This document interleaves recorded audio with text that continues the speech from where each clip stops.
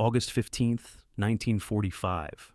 The day Japan's emperor announced surrender crackled across radios in Tokyo, but in the bamboo-framed huts of Luzon, in the shadows of Burma's jungles, and in the cellars of Nanjing, the war did not feel over. In one such station deep in the Philippines, the air reeked of mildew and sweat. Thin paper screens rattled in the humid wind, and a group of young women, some barely out of girlhood, sat in silence, clutching one another like driftwood in a storm. They did not know what the date meant. They only knew the sounds of boots, the bark of Japanese sergeants, the gnawing ache in their stomachs, and the way time had shrunk to a single expectation. More soldiers, more survival. The place had been called a comfort station, a phrase that sounded almost merciful in its vagueness. In truth, it was a prison without bars. The Japanese Imperial Army had built such sites wherever its flag spread. Shanghai, Manila, Rangoon, Seoul. The estimates later given to historians varied wildly. Some said 50,000 women had been taken. Others argued it was closer to 200,000. Numbers that could fill stadiums were reduced here to shadows behind reed mats, waiting for the next order. One of the women, 17 years old, bit her lips so hard it bled. She had been taken from her Korean village 2 years earlier, told she would work in a factory for the empire. Instead, she had been placed on a transport ship, then herded into this station.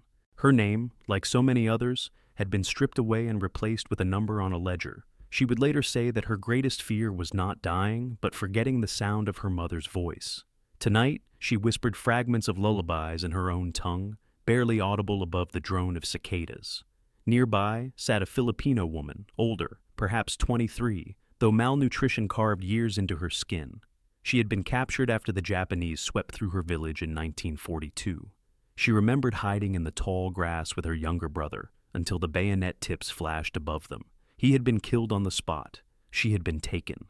Now her body was a ledger entry, her memories the only thing left unrecorded. She kept her eyes fixed on the floorboards, for she had learned that eye contact, whether with Japanese guards or fellow captives, invited danger. The women had been conditioned into silence. Rules were shouted in Japanese: obedience, cleanliness, availability. Doctors came once a week for inspections that left the women sore and humiliated. Soldiers filed in by the dozen. On long nights, each woman endured 20 or more visits. Disease spread quickly, but refusal was unthinkable. They lived in the paradox of surviving the war, yet feeling every day like its most expendable casualties. Outside, the war was indeed shifting. American bombers had rained fire on Tokyo. The atomic mushroom clouds had risen over Hiroshima and Nagasaki. Emperor Hirohito's surrender speech would soon signal the collapse of an empire. But in these hidden rooms, there were no radios, no celebrations, no knowledge of history turning, only the creak of doors, the hiss of lamps, and the dread that another set of boots would scrape against the threshold. The Japanese guards had fled days earlier, abandoning their posts when defeat became inevitable. Yet the women did not feel liberated. Abandonment did not equal freedom. It meant exposure. If Japanese soldiers no longer controlled them, who would? Perhaps worse men, perhaps enemies, even more ruthless. Rumors drifted through like smoke. Americans were near. For women who had endured years of being used by one army, the thought of another army filled them with terror. Soldiers were soldiers. Uniforms, no matter their color, meant power over the powerless. One woman whispered that Americans were tall giants who smoked cigars and shot first, laughed later. Another said she had heard from a Japanese officer that the Americans were even more barbaric, that they would defile any woman they found. The irony, of course, was bitter. They were already living through what their enemies accused others of. But fear does not measure irony. It measures survival. The hut grew still at dusk. Shadows stretched long over the cracked floorboards. They huddled together, the younger ones clutching the older clutching no one. Outside, the rumble of engines approached. Boots, this time heavier, unfamiliar in rhythm, began to echo. The cicadas faltered, as if the jungle itself were holding its breath. Inside, the Korean girl pressed her nails into her palms until crescents of blood bloomed. She thought of her mother, of a market stall by the river, of roasted chestnuts and the smell of soap. She thought, too, of the endless hands of soldiers, and she prepared herself for more. She knew the steps by heart. Look down. Endure. Survive. She braced for the routine that had erased her humanity and turned her body into a passageway for war. The door slid open. Silhouettes filled the frame, broad shoulders outlined against the fading light. The women recoiled instinctively, pulling shawls tight around bony arms, eyes wide and unblinking. The figure stepped inside, carrying something bulky, something square. The women did not yet understand that they were not boxes of ammunition, but crates of food. The men were not barking orders in clipped Japanese, but murmuring in English, their accents rough, almost musical compared to the harsh syllables they knew. But in that first instant, none of the women could hear difference in tone or language. They only saw uniforms. Uniforms meant ownership. Uniforms meant terror. Their breath quickened, bodies rigid, awaiting the familiar cycle of command and violation. The Americans paused, uncertain at the sight of hollow-eyed women cowering on the floor. They set down their crates with deliberate slowness, like men trying not to spook wild deer. One GI pulled a tin from his pocket, shaking it gently. It rattled with the sound of canned peaches. Another held out a bar of soap as if it were a peace offering. The women did not move. Their minds could not reconcile what their eyes saw. Food, soap, offers.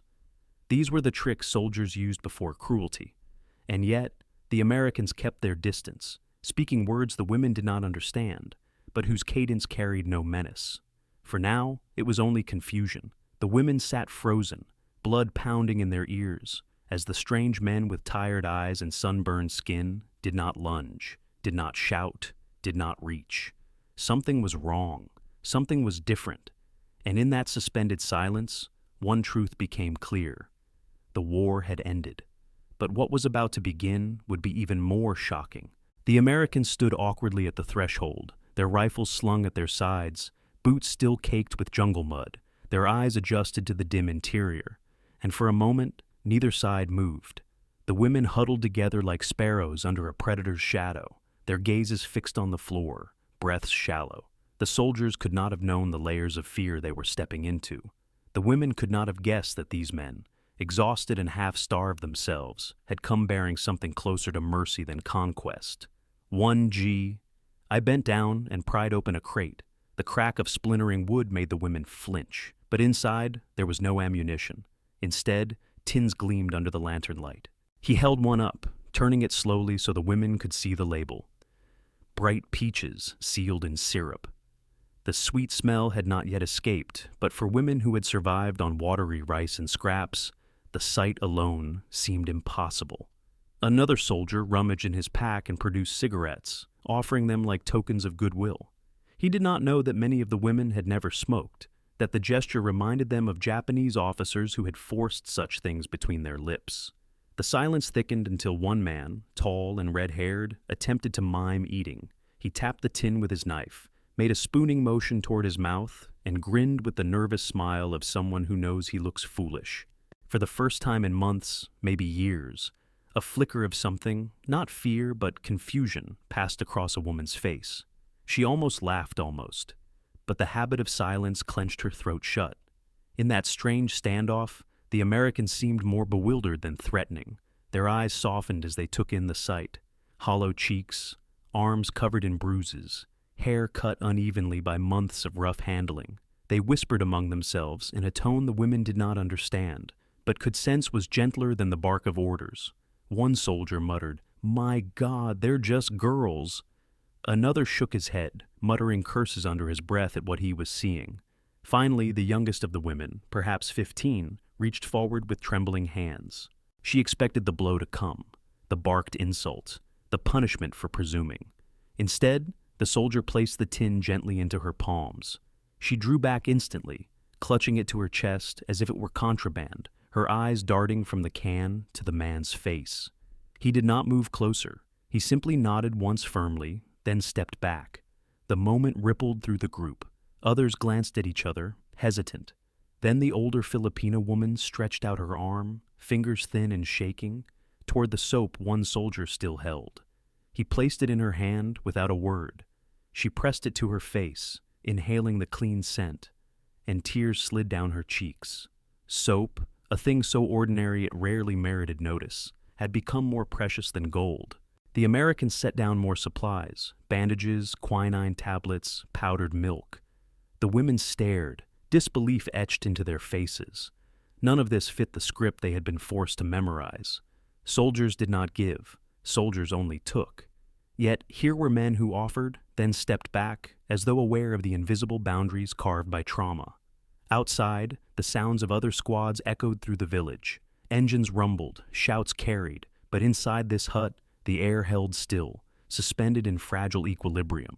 The Americans tried to speak, gesturing with open hands. The women remained wary, shoulders stiff, eyes flickering between the door and the floor.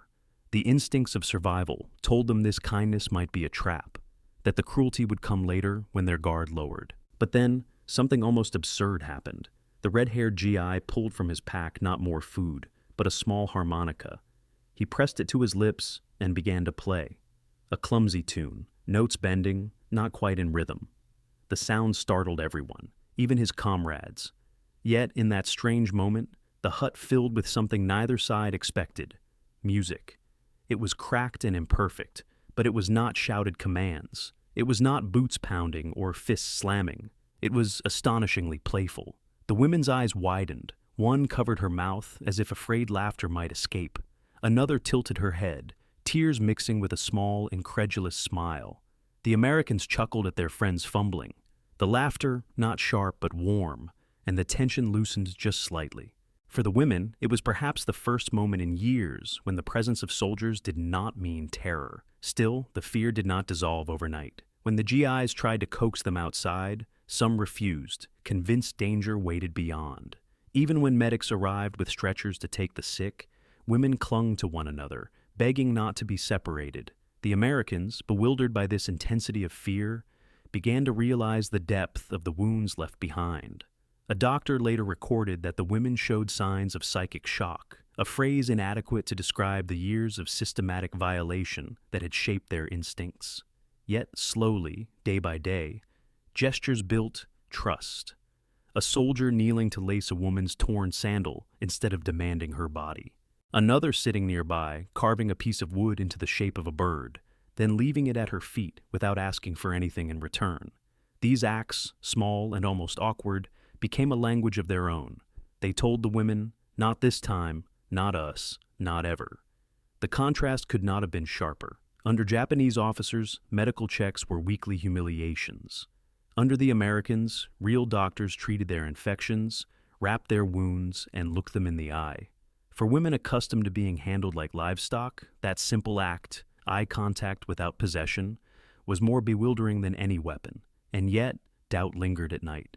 Some still braced when footsteps approached, hearts pounding until the steps passed. Others hoarded the food given to them, hiding tins of peaches under floorboards, unable to believe abundance could last. Kindness, after so much cruelty, felt like another trick of war. One survivor later recalled the surreal moment she tasted her first bite of canned peaches. The syrup clung to her lips, the sweetness overwhelming after years of hunger. She wept, not just for the taste, but for the strangeness of realizing someone wanted her to eat, not be eaten. For her, that spoonful was more than fruit. It was proof the world had not ended with cruelty. The Americans, for their part, rarely spoke of these encounters. For them, it was one episode among many in a brutal campaign. But for the women, it was the crack in a wall they thought unbreakable. Mercy offered by strangers in dusty uniforms forced them to reimagine what men could be. Still, mercy was fragile. Not all Americans were saints, and the women knew that danger lurked in every uniform, even friendly ones. Yet, in those first days of liberation, when soap was pressed into their hands and syrup touched their tongues, something undeniable shifted. The war had not erased their humanity after all. But as the days wore on, another question began to rise. If mercy could exist here in the ashes of war, what would the world beyond these huts demand of them? And what they learned next would prove even harder to endure than captivity itself. History, when written in ledgers and reports, tends to measure suffering in columns. 50,000, 100,000. Some scholars looking across Asia raised the figure even higher, closer to 200,000 women pulled into the system the Japanese military called yanfu. Each digit was a body, a voice, a girl with a name erased and replaced by a number. Yet behind those statistics lay testimonies that, once spoken, carried the raw weight of truth no chart could hold. In 1991, decades after liberation, a Korean woman named Kim Hak-soon broke her silence. She stood before cameras, her voice trembling, and told the world she had been taken at age 17. Her account was one of the first to pierce the silence that had stretched like a shroud over survivors. "We were treated as less than animals," she said, her words cutting through the numbness of official records. For every Kim Hak-soon, there were thousands who never spoke, some out of shame, others because their voices had been buried by time. But the resonance of one testimony can illuminate the truths of many. American military documents lend a colder, clinical confirmation. The U.S. Army's Psychological Warfare Unit, interviewing liberated captives, recorded notes about comfort stations in Burma, the Philippines, and China.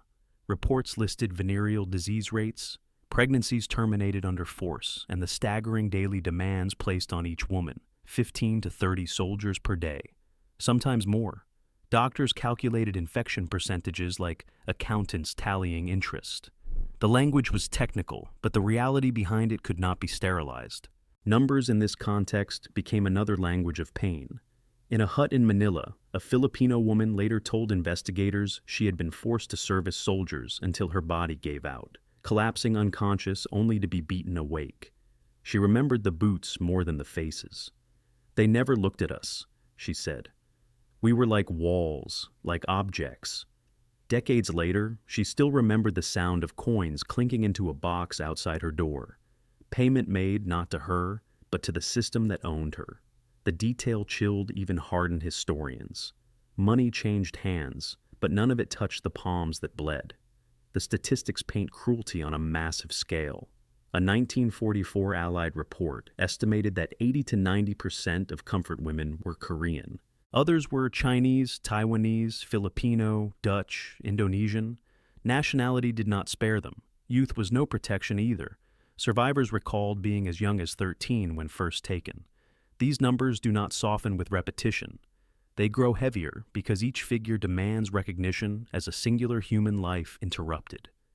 Against this backdrop, the behavior of American soldiers upon liberation appears even more startling. Bound by the Articles of War, U.S. troops faced strict prohibitions against rape. Not all abided by those laws, for no army is spotless. But in the comfort stations, they encountered something that froze even hardened veterans. A system so organized, so brutal, that it defied the imagination of men who had stormed beaches under fire. Many were disgusted, even ashamed that humans could engineer such cruelty. "We thought we had seen hell," one medic later recalled. But then we walked into those rooms. The contrast was stark. Japanese soldiers had reduced women to schedules, demanding efficiency and exploitation. American soldiers, stumbling into the same huts, responded with shock and often clumsy compassion. They offered what they had: soap, cigarettes, spam, laughter that was awkward but unthreatening. It was not perfect mercy, but it was mercy nonetheless. And to women who had forgotten such a thing existed, it was disorienting. One survivor recalled, "I thought at first they wanted to fatten us before killing us, but then I realized they wanted us to live." Numbers alone could never convey the sensory dissonance of that moment. Imagine a woman accustomed to the sour stench of sweat and blood, suddenly inhaling the clean, sharp scent of soap.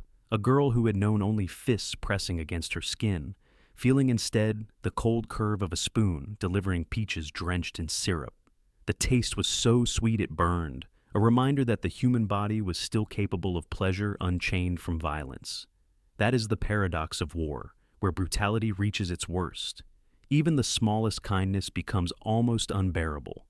Still, mistrust lingered. When Americans tried to separate the sick for treatment, some women clung to one another, screaming, certain they were being divided for fresh abuse. Army doctors described their condition as psychological trauma of the highest order. The women had no vocabulary for it then, but today we would call it post-traumatic stress. Their fear was not irrational. It was the product of thousands of days when fear had been the only rational response. Still, fragile transformations emerged. In one case, A Korean girl too weak to walk was carried by two soldiers on a stretcher. She wept the entire way, not because of pain, but because no man had ever touched her without violence.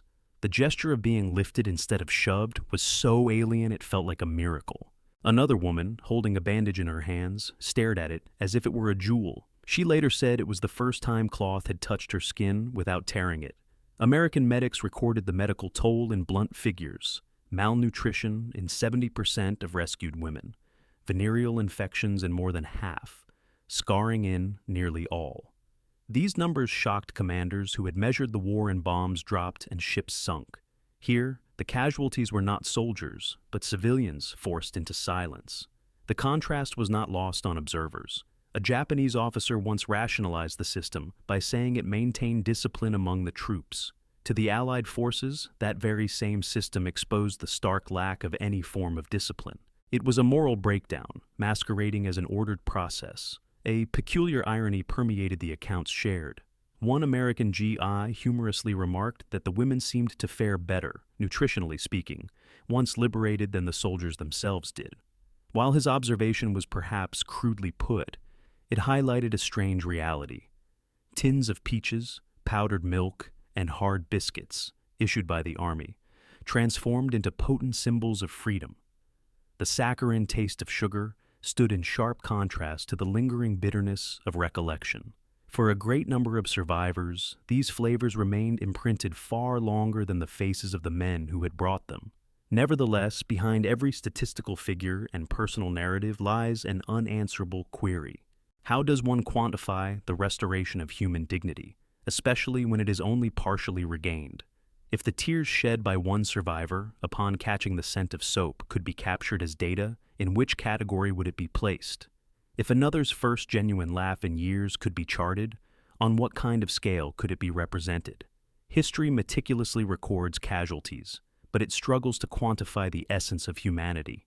These inherent contradictions were carried forward by the women into their futures. Some chose to never speak of their traumatic experiences, burying them deep beneath decades of profound silence. Others, displaying greater bravery or perhaps a more desperate need for closure, came forward later to share their stories, compelling governments to confront the atrocities they had endured. Even with voices strained by age, their words still conveyed the sheer disbelief of that initial moment of liberation. "I believed all soldiers were the same," one woman recounted, "but those Americans, they didn't even lay a hand on us." This singular statement evolved into a recurring theme, an echo, a cautionary tale, and ultimately, a revelation. For if an act of compassion could manifest in the form of weary, unkempt soldiers bearing soap and peaches, then what other possibilities, beyond the confines of fear, might the world truly hold? The answer remained uncertain. And for many who had survived, the period following their liberation proved to be no less intricate than their captivity.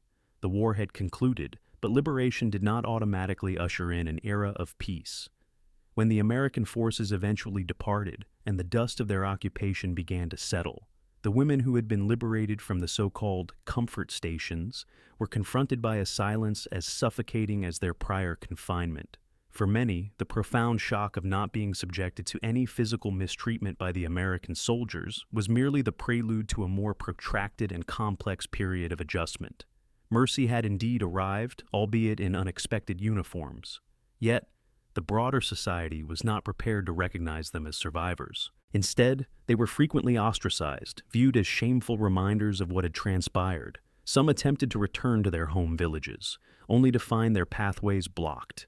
Families, struggling under the weight of poverty and pervasive fear, were unwilling to welcome back daughters who bore the perceived taint of the Japanese Empire. One woman from Korea vividly recalled her journey home after liberation, her body still frail, her hair crudely shorn by soldiers years prior. She anticipated a warm embrace, but her mother turned away, her voice a hushed whisper, concerned about the gossip it would incite among the neighbors. "I was alive," she stated years later, her voice tinged with sorrow. But in their eyes, I was already ruined. This label of ruined clung to countless women across diverse geographical locations, and through the passage of decades, an oppressive burden akin to shackles. In the Philippines, one survivor made an effort to resume a semblance of normalcy by working in a marketplace, selling fruits from the very stalls where she had once played as a child. However, hushed whispers trailed her wherever she went. Men regarded her with a different gaze. Women would deliberately cross the street to avoid her. Children would mockingly repeat insults they did not fully comprehend. She eventually stopped speaking about the Americans who had spared her, realizing that even their kindness served as a painful reminder of what she had endured. In a society desperately eager to rebuild itself, there was no designated place for those whose very existence bore witness to profound wounds that could not be mended with mere bricks and mortar. Nevertheless, not all voices were silenced. The testimonies of survivors, though often delayed, gradually began to carve out a significant space within the historical narrative. Decades later, when women like Kim Hawkson spoke publicly, their words resonated with the astonishment of that initial moment of liberation. They recalled the soap and peaches not as mere luxuries, but as profound symbols of reclaimed humanity. "They didn't even touch us," she articulated, her voice carrying an equal measure of relief and lingering incredulity. For her, the restraint shown by the American soldiers was as profoundly impactful as any instrument of war. It suggested that the pervasive cycle of abuse was not an unalterable destiny, and that the existence of soldiers who fought without exploiting the vulnerability of others was indeed possible. Historians meticulously pieced together these personal fragments with official documentation. Reports originating from the headquarters of General MacArthur acknowledge the existence of these comfort stations. Medical personnel within the U.S. military meticulously cataloged cases of venereal infections and instances of malnutrition. Observers from the Red Cross provided stark descriptions of the distressed state of rescued women. These official records corroborated what survivors had been quietly conveying for many years. The system implemented by the Japanese had been extensive, meticulously planned, and utterly devastating. However, these documents failed to capture the inherent contradictions. They could not convey the nuanced ways in which some women described the Americans as liberators, while others recalled them as distant figures whose very presence reawakened their deeply ingrained fear. Liberation was not a monolithic experience. It was as fragmented as the lives it impacted. The paradox of post-war justice introduced yet another layer of complexity. During the war crimes trials held in Tokyo, the comfort women's system was mentioned only in passing. The tribunal's primary focus was on the acts of aggressive warfare and egregious atrocities such as the Nanjing massacre. For the women who had suffered, their ordeal was relegated to a mere footnote in the grand narrative of international justice. Very few Japanese officers faced specific accountability for the operation of these stations. The women endured a prolonged wait for recognition that seldom arrived. The Americans' refusal to violate them in 1945 had been an act of mercy. The world's subsequent refusal to acknowledge their suffering afterward constituted another form of cruelty. Despite this, memory persisted in private spheres. A survivor from the Philippines once shared that the aroma of canned peaches remained with her for the remainder of her life. Each time she opened a tin in her later years, she would weep, not for the fruit itself, but for the extraordinary, almost unbelievable miracle of a soldier offering her a moment of sweetness after years of profound degradation. Another woman recollected the faint sound of a harmonica, its hesitant notes played by a red-haired GI, who had no awareness that his clumsy melody would become indelibly etched in her memory, serving as a guiding light. These seemingly insignificant, almost commonplace details transformed into vital lifelines. They served as tangible proof that even amidst the wreckage of an empire, small acts of kindness could find fertile ground to flourish. However, mercy itself was a complicated phenomenon. Some survivors admitted that the restraint displayed by the American soldiers unsettled them nearly as much as the cruelty inflicted by the Japanese soldiers. After years of pervasive conditioning, such kindness felt like a calculated deception, a trap waiting to spring. "I believed they were fattening us up," one woman confessed, drawing a parallel to livestock being prepared for slaughter. It was only as days stretched into weeks without any further violation that the truth began to dawn on them. The sheer disbelief they experienced underscored the profound extent to which the system had distorted their fundamental understanding of men, power, and survival. Generations later, historians and activists would engage in vigorous debate regarding the lasting impact of those encounters. Some placed emphasis on the profound shock experienced by the women, while others highlighted the disciplined conduct of the American troops. Critics pointed out that U.S. soldiers had not always behaved with such restraint in other parts of the Pacific theater, citing documented instances of assault in liberated towns. The reality, as is often the case, was nuanced. However, within the confines of those abandoned comfort stations, during that fleeting historical moment, something undeniably distinct had transpired. For the first time, uniformed men had entered a space and had not asserted dominion over the bodies within it. This inherent paradox profoundly shaped the very nature of memory. Survivors who chose to speak publicly frequently emphasized not only the actions of the Japanese, but, crucially, what the Americans had refrained from doing. That absence, the absence of further violation, became almost as defining as the abuse that had preceded it. It was a silence that resonated with greater power than any spoken word, in a war characterized by overwhelming noise, the cacophony of bombs, the rhetoric of speeches, the constant barrage of radio broadcasts. The quiet decision not to engage in further harm carried its own substantial weight. As the decades progressed, solemn monuments were erected in Seoul, Manila, and Taipei to honor the memory of the comfort women. Bronze statues depicting young girls seated in quiet contemplation faced diplomatic embassies, their gazes resolute.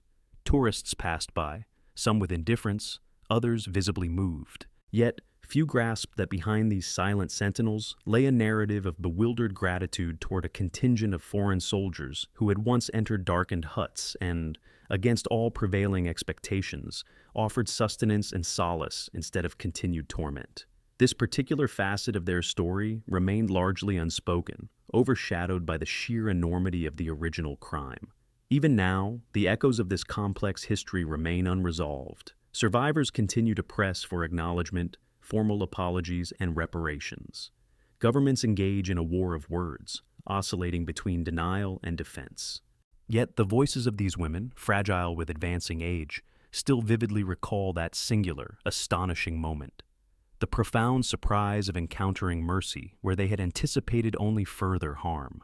It serves as a potent reminder that history is not solely defined by the actions taken, but also by those that were deliberately withheld.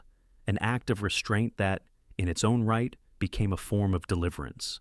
Nevertheless, as powerful as these memories are, they leave a critical question unanswered.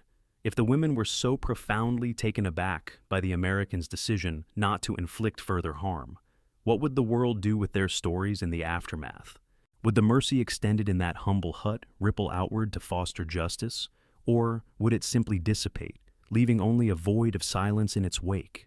The resolution of this question would ultimately shape not only their individual lives, but also the collective conscience of entire nations.